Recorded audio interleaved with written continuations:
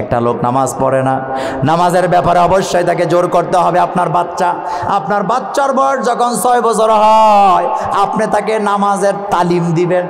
কি দিবেন? কিন্তু 10 বছরের সময় না পড়লে কি করবেন? এত আসতে বলেন কে? তখন বলা যাবে না লা ইকরাহা ফিদ্দিন, কারণ এটা আমাদের দেশে বলে তারা নিজেরাই নামাজ পড়ে না। যারা, কথা ঠিক কিনা? যারা নামাজ পড়ে না, যারা ইসলাম মানে না, তারাই শুধু এই সমস্ত কথাগুলি বলে। আরে ভাই, নামাজ যে কত বড় নিয়ামত! বিশ্বনবী হাদিসের বর্ণনায় শুধুমাত্র ফজরের নামাজ যারা পড়ে 5 ওয়াক্ত নামাজের জন্য আলাদা আলাদা পুরস্কার। তার মধ্যে বিশ্বনবী শুধুমাত্র ফজরের নামাজ যারা পড়ে তাদের জন্য আল্লাহর নবী 9টা পুরস্কার ঘোষণা করছে। কয়টা? জোরে বলেন কয়টা? ও যুবক, এই 9টা কথাই আমি বলতে চাই, খুব ঠান্ডা মাথায় বুঝো। বেনামাজি আমাদের সমাজে নাই। আসতে কোন কে? ওয়াজ করায় যারা নামাজ পড়ে না তারা, এমন মাহফিল কমিটিও আমাদের বাংলাদেশে আছে। আপনাদের দেবিদ্যানে আমার ভাইরা, নামাজ নামাজ নামাজ, বিশ্বনবীর জীবনের শেষ কথা নামাজ। যারা 5 ওয়াক্ত নামাজ জামাতে পড়ে তাদের জন্য তো পুরস্কারের কথা আছেই, বরং ফজরের নামাজের ব্যাপারে আল্লাহর নবী 9টা পুরস্কারের কথা বললেন। তার ভিতরে 1 নম্বরে নবীজি সহিহ মুসলিমের বর্ণনায় বললেন, যারা ফজরের নামাজ দিয়ে দুনিয়ার দিন শুরু করে, যারা ফজরের নামাজ দিয়া দিনটা শুরু করে, ওই বান্দাটা সরাসরি আল্লাহর জিম্মায় চলে যায়। কার জিম্মায়? কার জিম্মায়? তাইলে বোঝা গেল যারা ফজর নামাজ পড়ে না তারাও আরেকজনের জিম্মায় যায়। সেই একজনকে, এটা হাদিসের কথা, গল্প নয়। আমার ভাইয়েরা, বলতে চাইছিলাম ফজরের নামাজ পড়লে কয়টা পুরস্কার? 1 নম্বরে কার জিম্মায় চলে যাবেন? তার মানে আজকের দিনের বেলা যত কাজ, যত কর্ম, যত বিপদ, যত আপদ, সব মুসিবত দূর করে দিবেন কে? 2 নম্বর আমার ভাইয়েরা, 2 নম্বরে নবীজি বললেন, এটাও সহিহ মুসলিমের হাদিস, যারা ফজরের নামাজ জামাতে পড়বে আল্লাহ তাকে জাহান্নাম থেকে মুক্তির ঘোষণা দিয়ে দেয়। পড়েননি জামাত? পড়েন তো। 3 নম্বরে ফজর আর এশার নামাজ যারা জামাতে আদায় করলো, নবীজি ইবনে মাজার বর্ণনায় বলেন, সারা দিন ইবাদত করলে যত সওয়াব হইতো সকল পরিমাণ সওয়াব আল্লাহ তাকে দান করে দেয়। রাতের বেলা রাত জায়গা আল্লাহর গোলামি করলে যত সওয়াব হতো আল্লাহ তার বান্দার আমল নামায় তত সওয়াব লিখে দেয়। ফজর আর এশা, ফজর আর পড়তে রাজি আছি না নাই?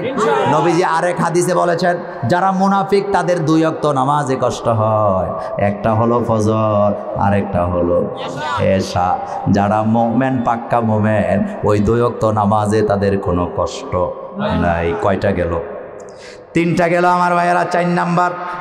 4 নম্বরে নবীজি বুখারীর বর্ণনায় বলে, যেই লোকেরা নামাজ ফজর দিয়ে শুরু করে দিনটা, আল্লাহ তাকে মুনাফিকের খাতা থেকে তার নামটা বাদ দিয়ে দেন।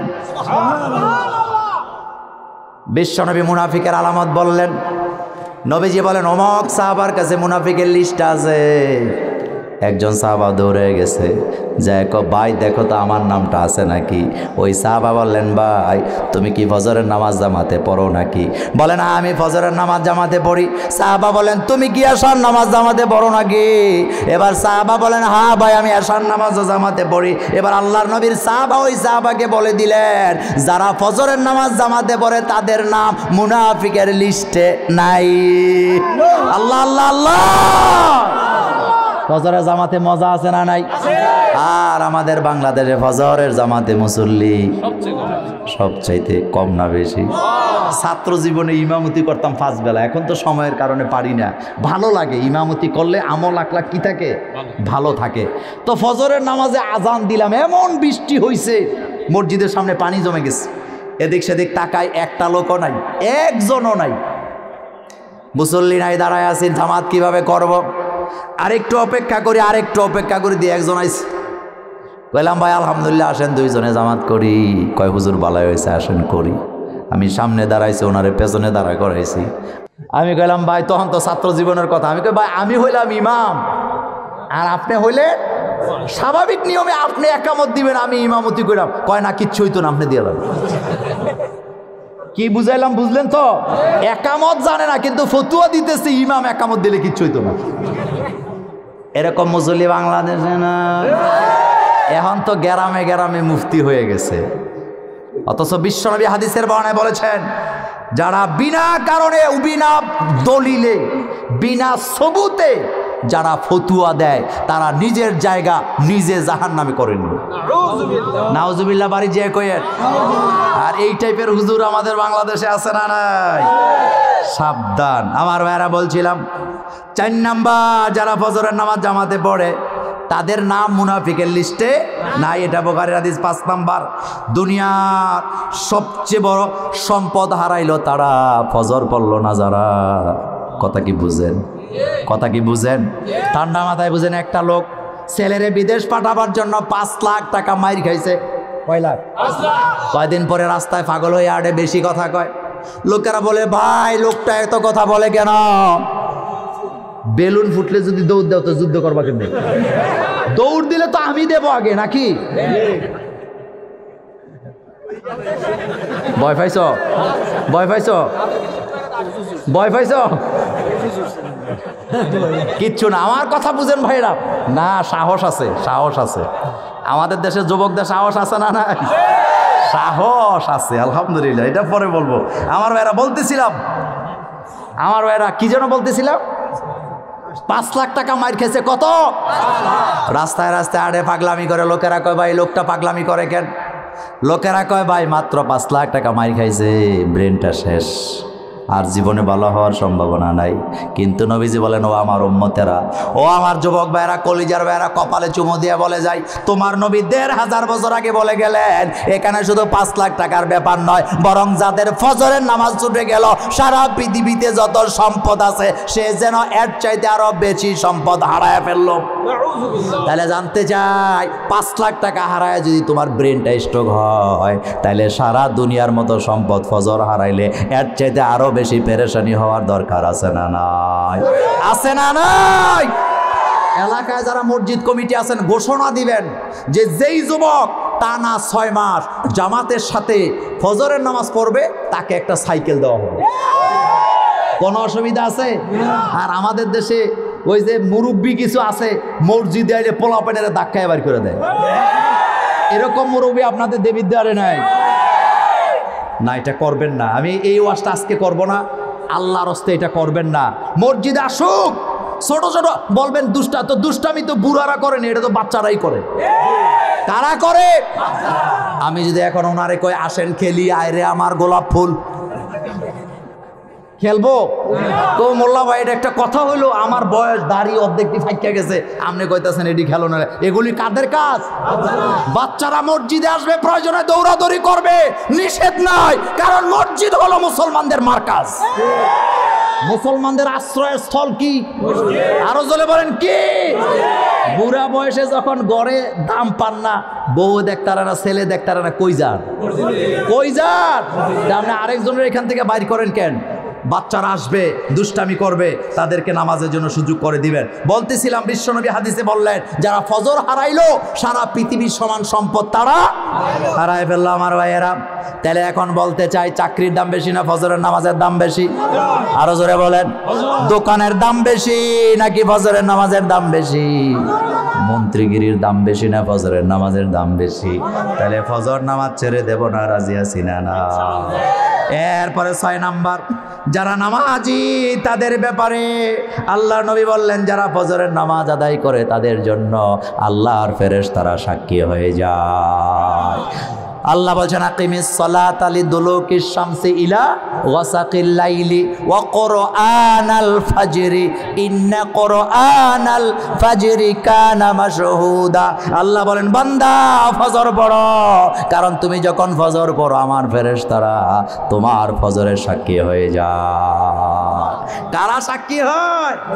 আর আমাদের দেশে কিছু মুরব্বী আছে, সকালবেলা ফজরের নামাজ পড়া, আমার ভাইয়েরা সূরা হাশরের শেষ 3 আয়াত পইরা মুছে তেল দিতেছে যে আজকে সারা দিনের জন্য ফেরেশতা 50,000 আমার জন্য দোয়া করবে। ফেরেশতারা দোয়া করুক, এতে আমার আপত্তি নাই, কিন্তু জানতে চাই একটু পরে যাই আপনি ওজনে কম দিলেন, দুধে পানি মিশাইলেন, ফজরের নামাজ পড়া যে আরেকজনের ক্ষেতের পানি চুরি করলেন, তো ফেরেশতারা আপনার জন্য এই দোয়া নি করছিল?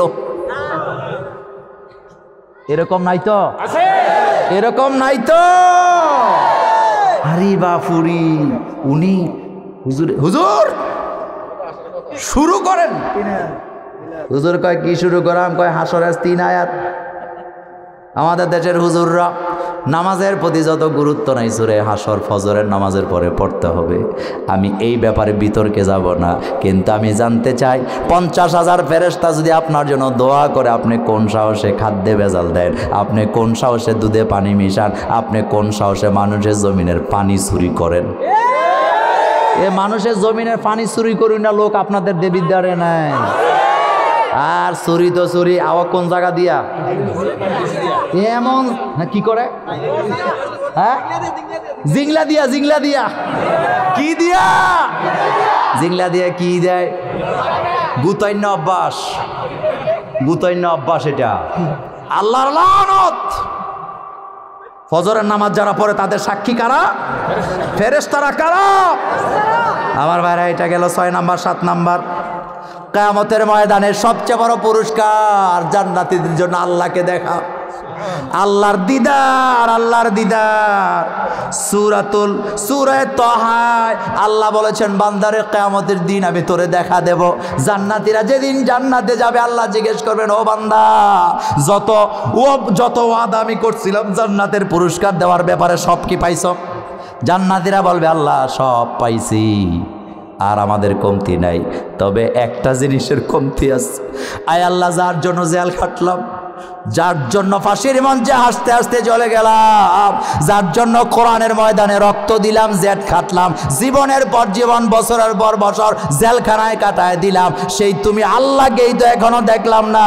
আল্লাহ বলবেন, বান্দা অপেক্ষা কর, কিছুক্ষণ পরে তোর রবকে তোরা দেখবি। নবীজি ওই হাদিসে বললেন, সূরাতুত তাহা আল্লাহ বললেন, যারা নামাজ আদায় করবে আল্লাহ তাদেরকে দেখা দিবে। আর আস্তে সুবহানাল্লাহ, আর আস্তে সুবহানাল্লাহ।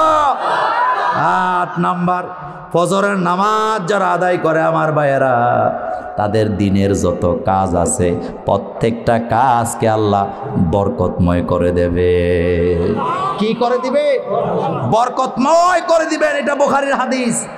এরপরে 9 নাম্বার, কিয়ামতের দিন আল্লাহ তাদেরকে এমন একটা নূর দিবেন, যেই নূর ছাড়া কিয়ামতে অন্ধকার, সেই ফুলছেরাতে অন্ধকার, ওই নামাজের নূর দিয়া আল্লাহর বান্দা জান্নাতে চলে যাবে। ও যুবক, আমি আরেকবার মনে করাই দিই, 1 নম্বরে আল্লাহর জিম্মায় চলে যাবে। 2 নাম্বার, যারা নামাজ পড়ে 1 নম্বরে আল্লাহর জিম্মায় সে থাকবে।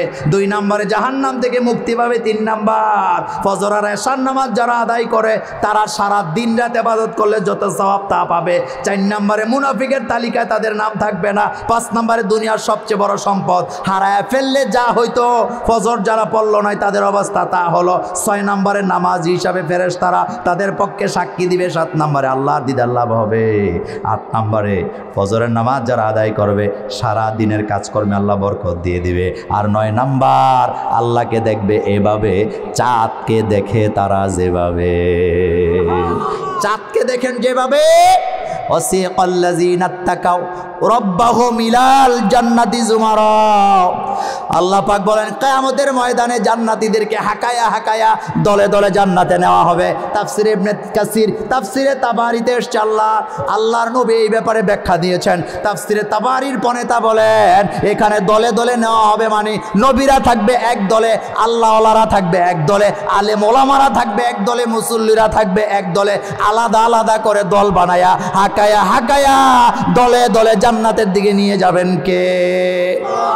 এখন আপনারা বলবেন, হুজুর জান্নাতের দরজা কত বড়, জান্নাতের দরজা কত বড়? নবীজি বলেছেন, মক্কা থেকে সানা যত লম্বা, মক্কা থেকে বর্ষা যত লম্বা, এত বড় বড় জান্নাতের এক একটা কপাল। সুবহানাল্লাহ, আসে না? সেই জান্নাতে যেতে চাই, আসতে বলেন, যেতে চাই? বেদাত কইরা? হ্যাঁ, শিয়ালের মাংস খাইয়া, এরপরে ল্যাংডা হইয়া ঘুমাইয়া, এরপরে পেশাব কইরা দেওয়া বিছানাত? কিছু লোক আছে হুজুর দাওয়াত দিছে, দোয়া করাইব। কি দাওয়াত দিস? হুজুর নামাজ পড়ার সুযোগ পাই নাই, ঘরে গেছে। হুজুর কয়, বাবাজি আপনার বিছানায় একটু নামাজ পড়তে যায়। কয়, হুজুর আল্লাহর দোয়ায় পড়েন না, বালা না। তো তুই মুইত্যা রাখছ?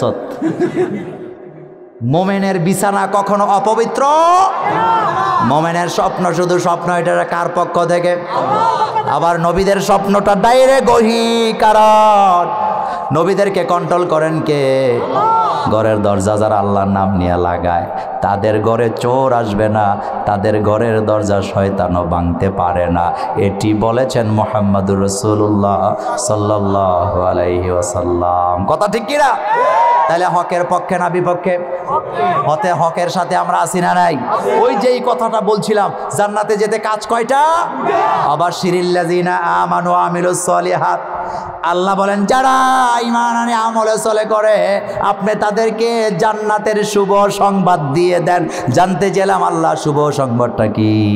আল্লাহ বলেন, লাহুম জান্নাহ, আমি তাদের জন্য জান্নাত বানাইছি, তাজরি মিন তাহতিহাল আনহার। যেই জান্নাত এমন বাড়িঘর পাবি রে বান্দা, প্রত্যেকটা বাড়ির সামনে একটা করে লেক থাকবে, খাল থাকবে, প্রবাহিত পানি থাকবে, যেটা দেখলে পরে কলিজা ঠান্ডা হয়ে যায়।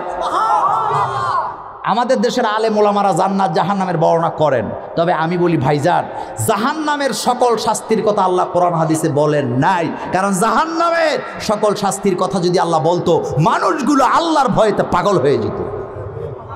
আল্লাহ কোরআনে বলছেন, ইন্না জাহান্নামা কানাত মিরসাদা, ইন্না জাহান্নামা কানাত মিরসাদা।